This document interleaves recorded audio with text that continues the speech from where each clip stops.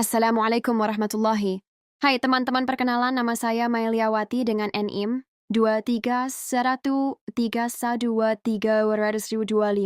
Program Studi S1 Manajemen Fakultas Ekonomi dan Bisnis Universitas Lambung Mangkurat. Dan tugas sebelumnya yang berjudul Kerajinan Tanggui. Nah, di video kali ini saya akan menyampaikan soal dan jawaban yang telah diberikan. Soal 1, apa itu Incoterms DDP? Dan bagaimana penggunaannya dalam perdagangan internasional? Jawaban, Incoterms DDP atau Delivered Duty Paid merupakan salah satu istilah dalam International Commercial Terms yang dikeluarkan oleh International Chamber of Commerce dan digunakan secara luas dalam perdagangan internasional. Incoterms ini berfungsi untuk memperjelas pembagian tanggung jawab, biaya, dan risiko antara penjual dan pembeli dalam proses pengiriman barang lintas negara. Dalam Incoterms DDP, penjual memiliki tanggung jawab paling besar dibandingkan jenis Incoterms lainnya karena penjual bertanggung jawab penuh mulai dari proses produksi, pengemasan, pengangkutan domestik dan internasional, hingga pengurusan bea masuk, pajak, serta prosedur kepabeanan di negara tujuan. Risiko atas kerusakan atau kehilangan barang tetap berada di pihak penjual sampai barang tersebut benar-benar diterima oleh pembeli di lokasi yang telah disepakati. Sementara itu, pembeli hanya bertugas menerima barang tanpa harus mengurus proses logistik dan administrasi impor. Dalam praktik perdagangan internasional, Incoterms DDP biasanya digunakan ketika pembeli menginginkan kemudahan dan kepastian, serta ketika penjual memiliki pemahaman yang baik mengenai peraturan perdagangan dan perpajakan di negara tujuan.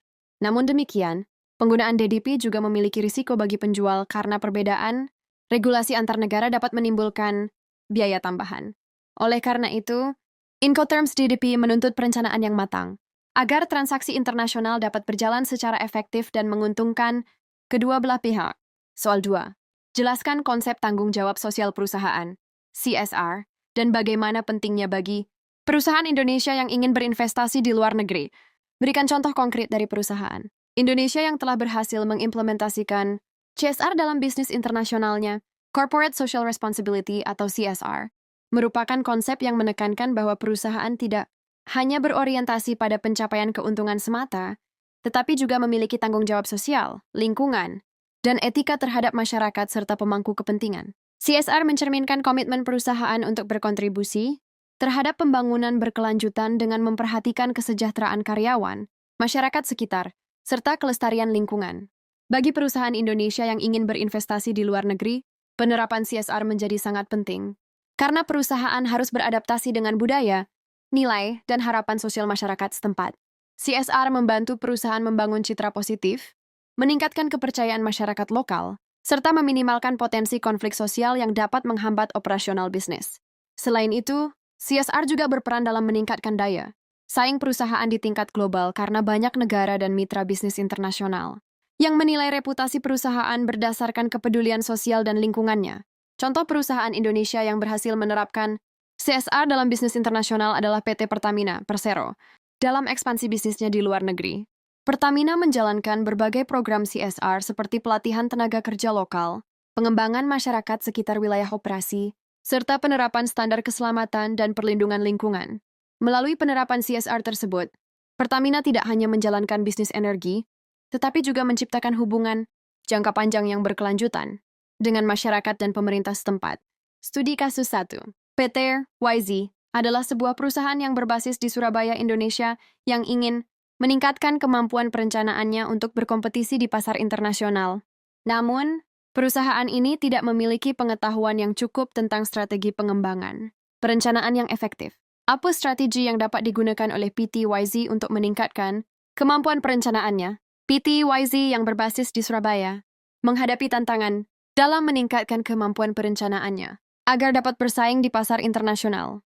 Untuk mengatasi hal tersebut, perusahaan perlu mengembangkan perencanaan strategis yang terarah dan berorientasi jangka panjang. Langkah awal yang dapat dilakukan adalah melakukan analisis lingkungan bisnis internasional untuk memahami peluang, ancaman, serta dinamika persaingan global. Selain itu, peningkatan kualitas sumber daya manusia menjadi faktor penting dalam keberhasilan perencanaan, sehingga perusahaan perlu memberikan pelatihan terkait perencanaan bisnis internasional, manajemen risiko, dan pengambilan keputusan strategis. PT YZ juga perlu memanfaatkan teknologi informasi, seperti sistem perencanaan berbasis data dan sistem manajemen terintegrasi, agar proses perencanaan menjadi lebih akurat dan efisien.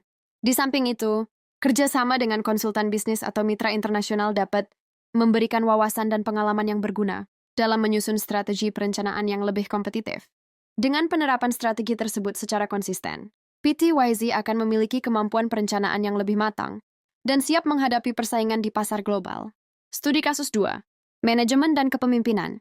PTYZ adalah sebuah perusahaan yang berbasis di Banjarmasin, Kalimantan Selatan, yang ingin meningkatkan kemampuan kepemimpinannya untuk berkompetisi di pasar internasional. Namun, perusahaan ini tidak memiliki pengetahuan yang cukup tentang strategi pengembangan kepemimpinan yang efektif. Apa strategi yang dapat digunakan oleh PTYZ untuk meningkatkan kemampuan kepemimpinannya? Dalam menghadapi persaingan internasional, PTYZ yang berbasis di Banjarmasin perlu meningkatkan kemampuan kepemimpinannya agar mampu mengelola organisasi secara efektif di lingkungan global. Kepemimpinan yang dibutuhkan adalah kepemimpinan yang visioner, adaptif, dan mampu memahami perbedaan budaya dalam dunia bisnis internasional. Salah satu strategi yang dapat diterapkan adalah pengembangan kepemimpinan melalui program pelatihan yang berfokus pada komunikasi lintas budaya, manajemen perubahan, serta pengambilan keputusan strategis. Selain itu, perusahaan dapat menerapkan sistem mentoring dan coaching, di mana pemimpin senior membimbing calon pemimpin agar memiliki kesiapan mental dan kompetensi yang dibutuhkan dalam menghadapi tantangan global.